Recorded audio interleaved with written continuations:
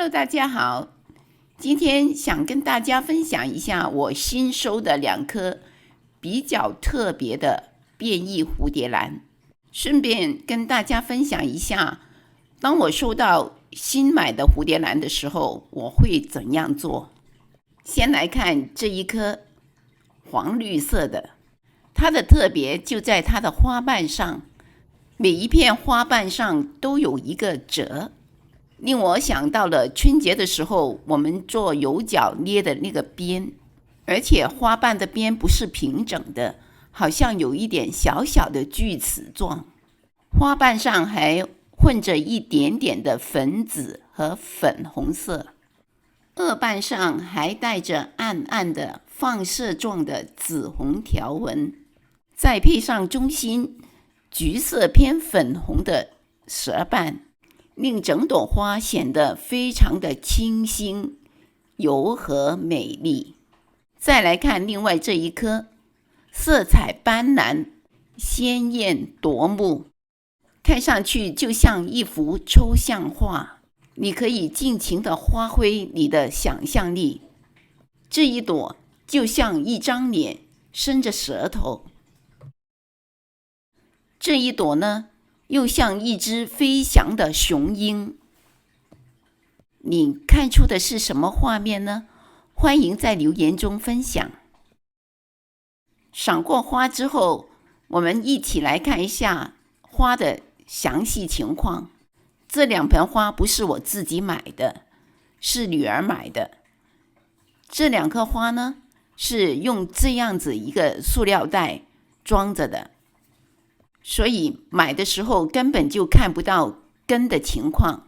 先看这盆组合的，上面还铺着这些装饰的，还有这个多肉植物，不打开来看根本就不知道它是这种结构，不知道如何浇水。通过这个透明的塑料的圆盆，可以看到里面的根，有一些根已经坏掉了，看这些，还有这边，这些根都已经闷坏了，所以呢，要马上把这个盆脱掉。这些水草塞得太紧了，没有办法把那个盆拿出来，只好把它剪了。要小心一点，不要把根也剪了。兰园的通风光照都比我们家里的要强，所以用水草是没有问题的。当送去商店的时候，浇透了水，商店的通风不如在兰园里面，这些根就会被闷坏。现在从表面上看，这里虽然有一些根是被闷坏了，但是呢，还有一些好的根。这种情况下就不用换盆，把坏的根拿掉就好了。这盆花有3条花枝，叶子看上去也不错，把它放到一个陶盆里面，等所有的花谢掉再换盆。再来看这一盆，这一盆呢，已经把内套盆去掉的了，因为当打开塑料袋的时候，有水滴出来，所以赶紧就把内套盆去掉。捏一下这些根，全部都是烂的，已经是空心的。这个轴上呢，也不知道是什么东西，黑黑的粘在上面，看到吗？两边都有一些黑色的东西。这盆花看上去就不容乐观。先把表面上的这些，把它能拿掉的先拿掉，看看情况怎么样再说。根烂的不少，而且水草太湿了，要等它干的话，我想所有的根都会烂掉。这种情形应该马上给它拆水苔。拆水苔的过程很繁琐，我就不一一展示了。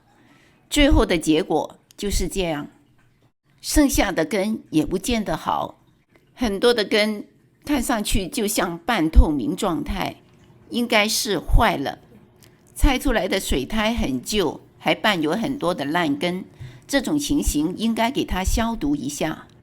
我用这种 Phison-20 1个茶匙兑1加仑的水，稀释之后，把这棵兰花所有的叶子和根都冲洗一遍，尤其是轴上黑色的和根黑色的那部分要特别的冲洗。冲干净之后，开始修根，把烂的还有那些根丝都剪掉。修剪后的结果就成这样，看上去像是饱满，但是呢，很多都带半透明状态。先把根晾干再说。